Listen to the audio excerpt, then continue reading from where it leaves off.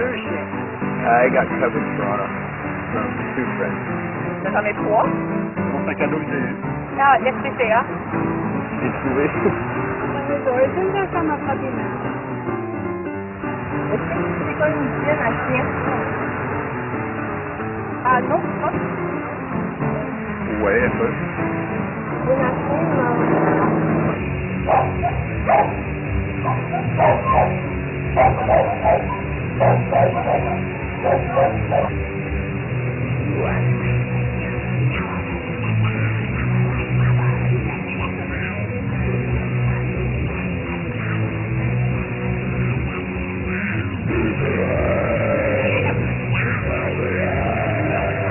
J'aimerais vous parler d'une usine à chiots que j'ai visitée dans la région des Laurentides. Ce petit bâtiment de 4 mètres sur 4 abritait environ 150 chiens. Surtout des femelles, bien évidemment, des chiots parfois morts.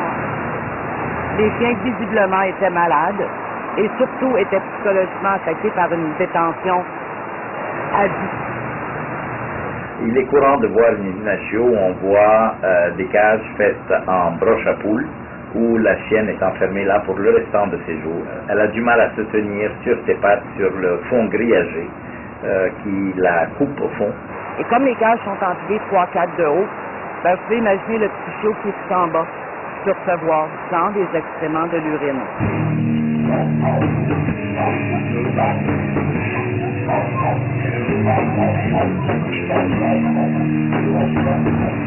Comme exemple, un éleveur qui élevait 100 phoques terriers, quand nous les avons saisis, ils étaient dans un état tellement lamentable que les chiens se mangeaient entre eux. Évidemment, il faut l'avoir vécu pour se rendre compte de l'odeur d'ammoniac qui brûle les yeux, la rouille des cages qui marque le poil des animaux. Et quand on imagine que la chienne déjà souffre de se tenir sur ce grillage, essayez d'imaginer les chiots naissants. Eux, ils n'ont même pas, ils glissent à travers jusqu'au moment où on décide qu'ils sont assez vieux pour être nettoyés, lavés, on les envoie à l'animalerie pour qu'ils soient vendus. Et ils dansent de joie dans ces cages dans les animaleries parce que c'est la première fois qu'ils sont sur un plancher.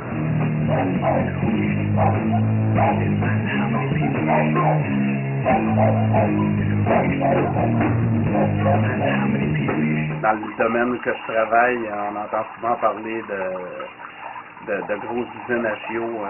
La plupart des gens qui sont là-dedans, c'est malheureux, mais ils font pas ça nécessairement parce qu'ils aiment ça, ils font ça pour la part du gain. Fait que c'est vraiment géré comme une usine. Les revenus sont non déclarés et on parle de plusieurs millions annuellement pour chaque usine.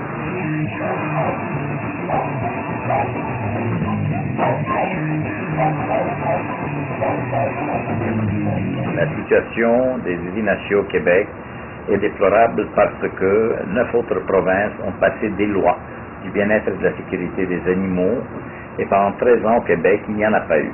Donc, à toute fin pratique, on a vu une migration de gens venir d'ailleurs ouvrir leurs usines à chiots ici au Québec et fournir à partir du Québec le reste du Canada ou même certains États limitrophes américains.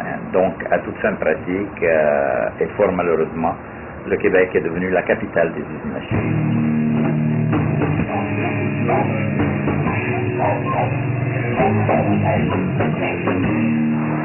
Les SPA, les SPCA peuvent sauver ces chiens, mais non que le code criminel comme outil de travail.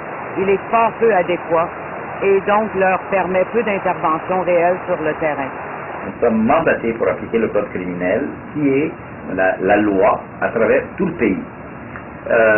Mais là, il faut prouver l'intention volontaire d'être cruel, il faut que nous fassions la preuve et on ne peut pas rentrer chez quelqu'un sans mandat de perquisition. Donc on frappe à la porte, on nous refuse l'accès, on va voir un juge. Entre-temps, quand ils savent que nous allons aller voir un juge, la place est vidée le temps qu'on revienne.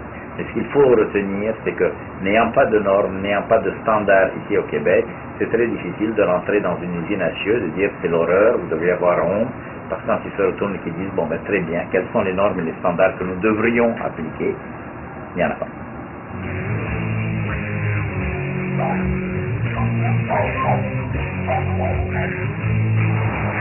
Opter pour adopter est la meilleure solution pour freiner la prolifération des usines à chiots. Si la demande cesse, l'offre forcément cessera. N'acheter que d'un éleveur réputé ou n'adopter que d'un refuge ou d'un parent dont la chienne aura eu une portée. Le jour où on a créé des normes et qu'on va donner à quelqu'un de crédible le mandat de faire cette action, déjà ça va être un grand pas.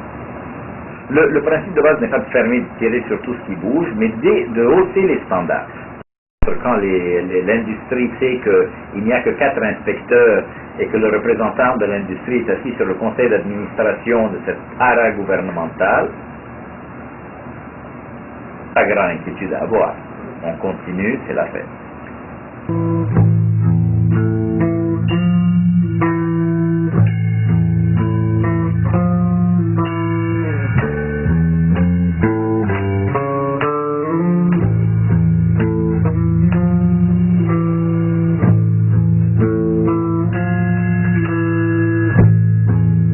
Pourquoi le trichot de l'animalerie est si soigneusement lavé, toiletté, parfumé? C'est pour effacer toute trace de son passé.